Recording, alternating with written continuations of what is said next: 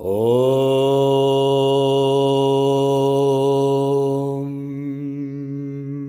Kayena vacha manasyendrayirva bhutyatmanava prakriti swabhava karomi adyat sakalam paresma narayanayethi samarpayami Narayanayethi samarpayami.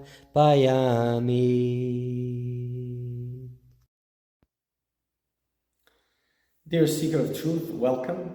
This is a very auspicious moment. We are going to talk about Bhakti. Bhakti, divine love. So we are going to talk about Bhakti as the essence of all spiritual paths, as the soul of all spiritual paths, and also as a path in itself, Bhakti Yoga. So this is a work made by sage Shandilya, the Shandilya Bhakti Sutras.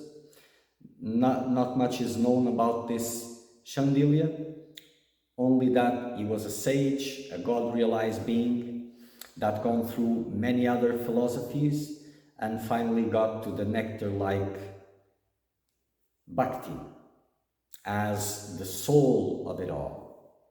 So sage Shandilya had a very intellectual approach also. He was concerned about getting from the different authorities, the different scriptures, the validity, the importance of Bhakti as a spiritual path. So he gathered that all and shared it. So may you all find divine love in your hearts. May you all be blessed by this auspiciousness. May you all find God.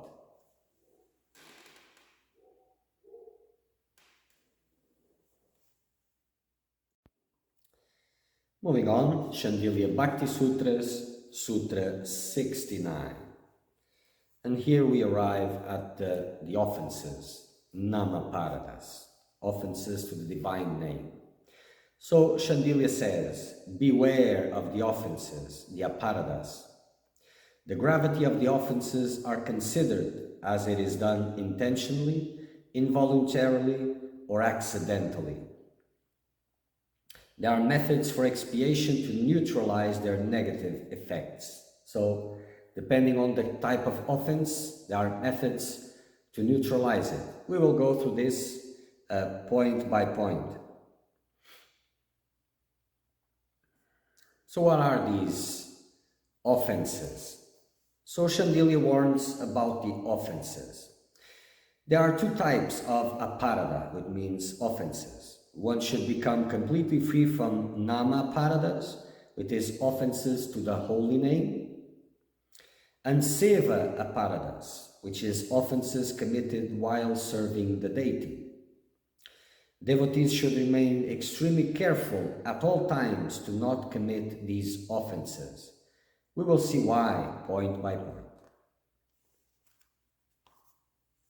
It is true that utterance of divine name can absolve us from all sins and enable us to attain salvation or love of God, both of which are so difficult to get.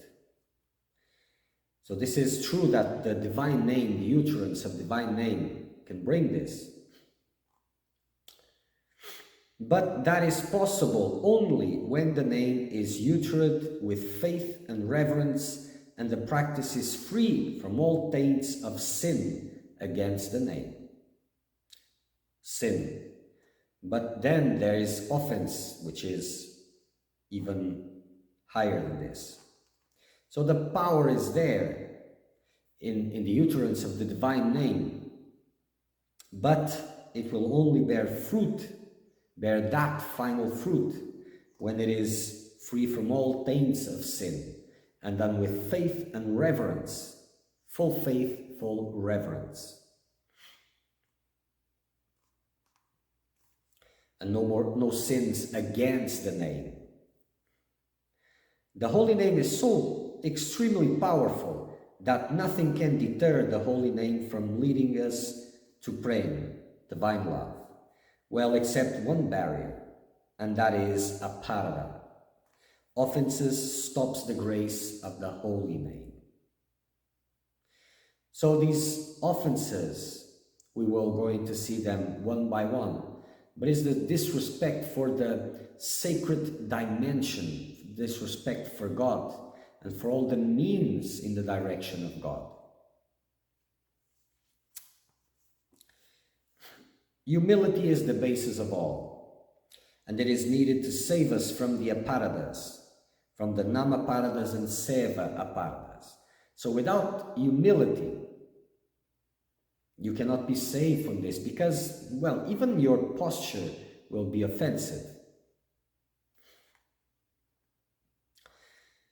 You cannot avoid it. Humility is the soul of devotional practice. Offenses alone can stop the holy name. So, humility is the basis of the devotional practice, because with pride, there's no devotion, no real devotion. It can be a rajasic devotion, devotion for personal gains, but no real devotion. Humility is the bath that makes us, although we may possess all good qualities, feel that we are amazingly small and unworthy because of our actions, of the divine grace, that we see all as a blessing from God. So this is an exalted state that you realize how small you are and unworthy of God's grace by your own actions, by your own blindness. This is not a mental concept. When there's really humility, this is seen. And then everything is seen as a blessing from God. This is a very exalted state.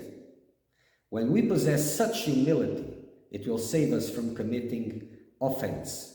Of course, because you will have eyes to see. And then what was before unimportant, no problem, it becomes visible. How insulting, how offensive that is.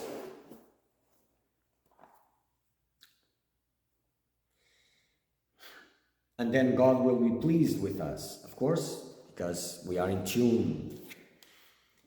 Purity has increased to reach this level. A lot of purity has to be there. As we continue to chant the holy name, the humility will arise in our heart on its own and make us chant inoffensively. Well, when this chanting is done free from desires, untainted by desires, then it gives this fruit.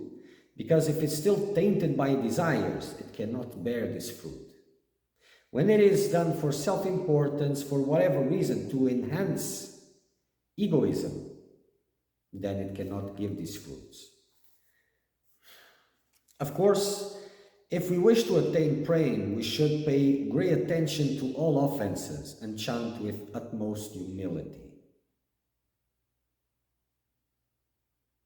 And not only that, but making humility the center also, the basis of the spiritual practice, working humility in all opportunities.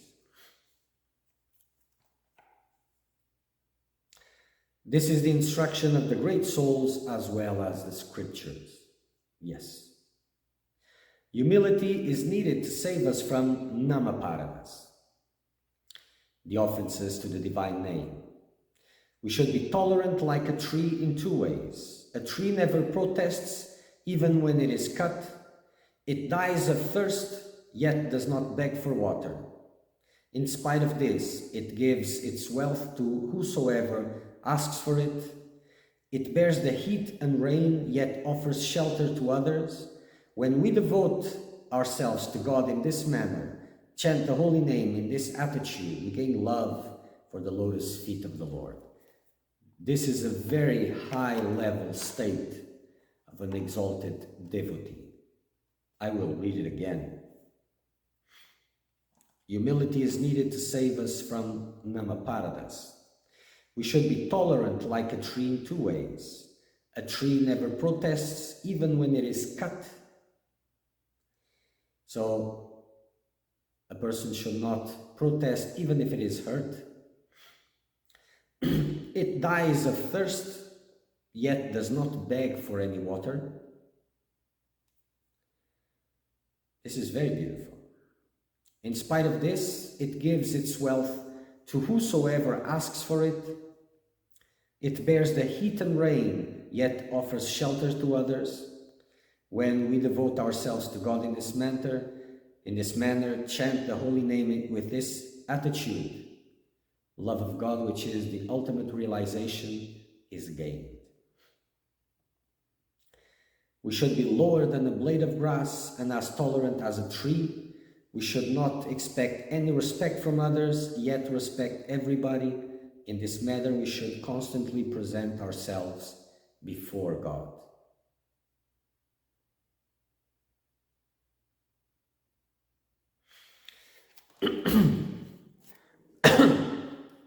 So, Namaparada, Namabas, and Shuddhanam. It is mandatory to know this for attaining the ultimate aim of human life, which is pure love for God, the differences between Namaparada, Namabas, and Shuddhanam.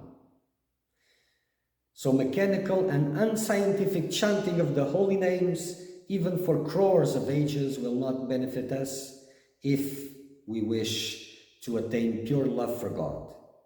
Offenses are different and graver than sins. So this just mechanical chanting of the name without eliminating the offenses and the sins will not bring those results. So just repeating the name will not bring you, well, it always brings something, but not this divine love for sure. The stages. Namaparada, offenses against the holy name. Compared with darkness, Namaparada is the worst stage. It can yield worldly enjoyments or bhukti, which is opposite of bhakti only.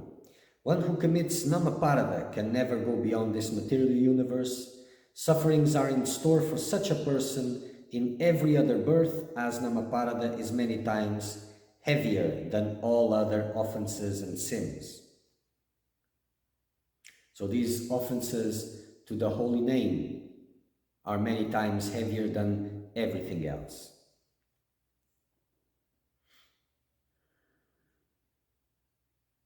So it can yield worldly enjoyments, meaning that the fruits of this chanting usually are more of a mundane nature, of the spiritual nature.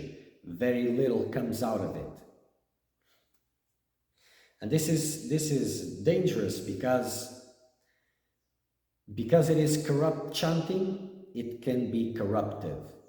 So as these worldly desires are being realized, then distraction and being lost in them, the chances are higher.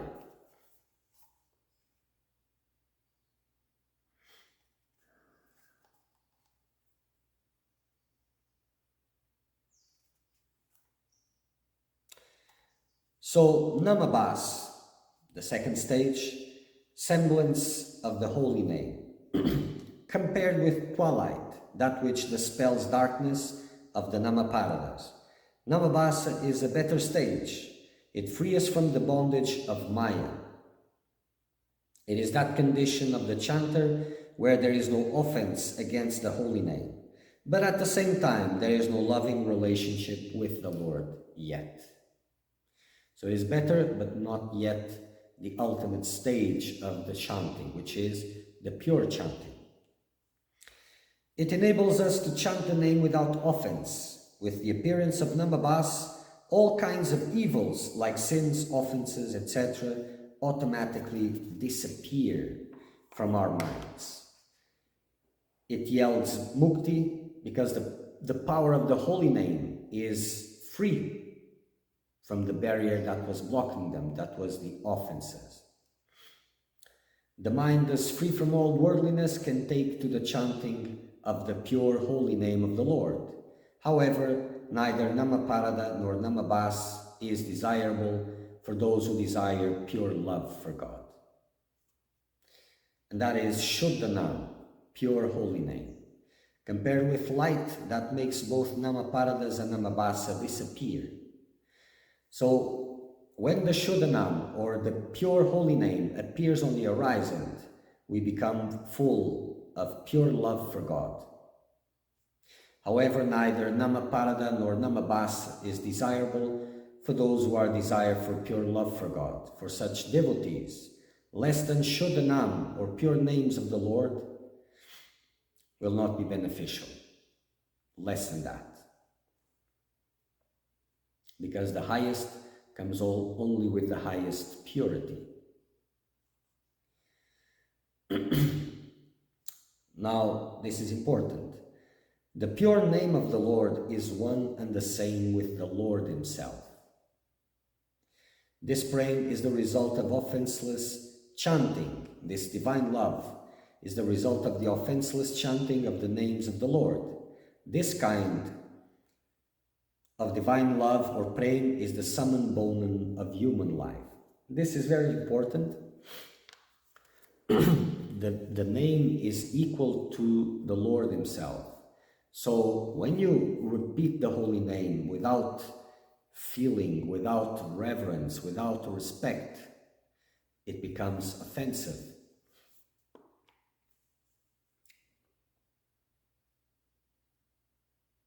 And keep an open mind for those who are not familiar with these teachings. They are not much available, only the traditions of Bhakti, but this is very important indeed. By the grace of the name, the pure chanter now sees his own identity with the identity of the Lord.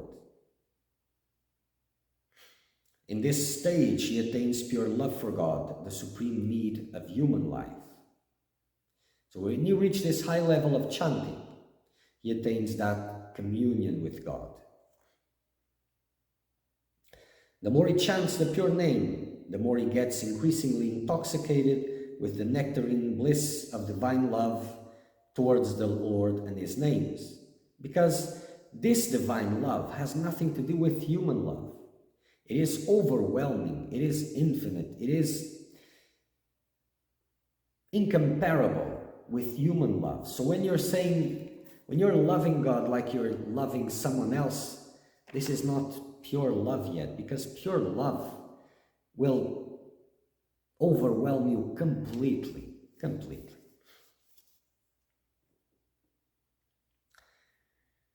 A pure chanter of the holy name is overpowered by 8 sattvic bikaras, transcendental symptoms of love.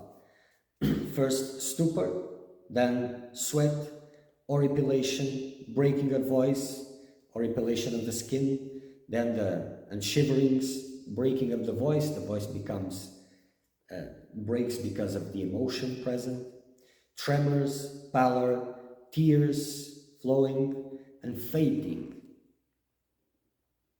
Those who are unable to experience the above results of chanting need to realize that they are not chanting Shuddhanam, or the pure name. So this is where it is seen if there are offenses or not. Chanting with offense will not be beneficial even if done for infinite number of years. So you keep on chanting the name, which is the gate for salvation, for God realization, but you're chanting with offenses. It doesn't take you far. Serious devotees thus need to make sincere efforts to avoid offenseful chanting, so that they also can remove the offenses done so far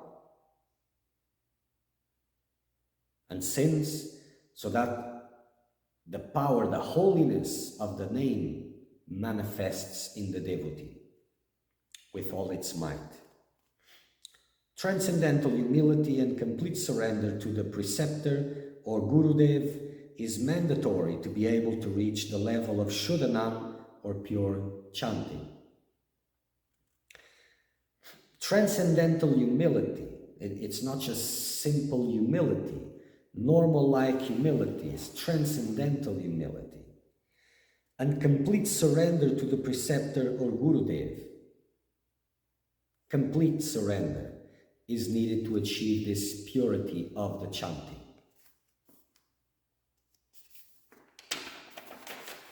Without it, cannot be reached. The Namaparadas, offenses against divine name. I will repeat this so that this concept sticks into the mind. The glory of the names of the Lord are indescribable. A devotee should try to avoid these offenses. Lord Narayan, Vishnu, the Supreme Lord Hari, with all his names, forms, qualities, and pastimes, are all transcendental and not different from him. This is what I've been telling. So all of these names, forms, qualities, pastimes, these are all equal to God. They are God's manifestation on this world. Should be dealt with utmost respect, reverence, devotion, surrender. So the holy name of the Lord and the Lord himself are one and the same transcendental truth. They are one and the same transcendental truth. There is no equivalence of this within this material world. Nothing comes close to these manifestations of the Lord. The holy name, pay attention to the holy name. This pure knowledge can only be acquired on the strength of bhakti. All paths that don't have bhakti as an end are devoid of life, meaning and ultimate purpose. And I have to say this, that even the path of bhakti without bhakti has no life. And yes, this exists, like in all spiritual disciplines. People seek spirituality through their mundane worldly difficulties, illusions. So it happens on all spiritual paths. It shouldn't happen so much in the bhakti because it is clear that bhakti is the purpose. More clear.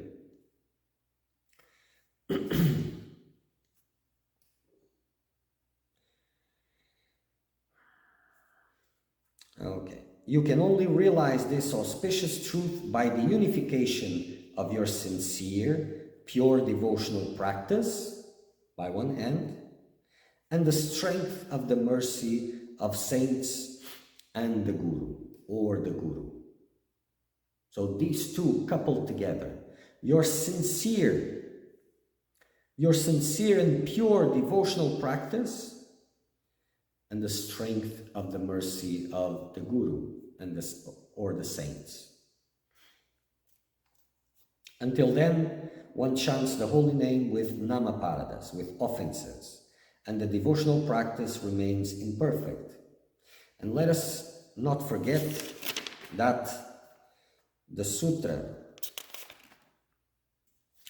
clearly states that they are considered as they are done intentionally, involuntary, or accidental.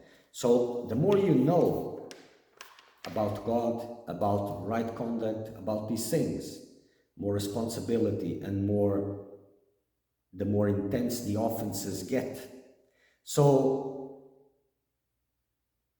the more devotion you reach, and then you disrespect that, the biggest by far the offense gets.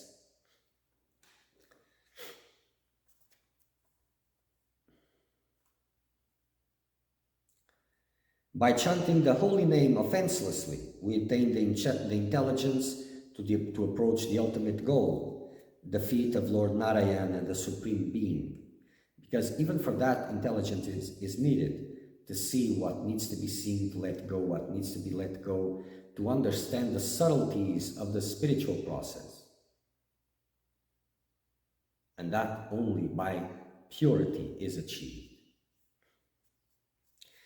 If you chant relentlessly, do intense spiritual practices, beg God for help, even with offenses, the Lord will send you the guidance in the form of the Guru to remove these offenses and clear the path towards God.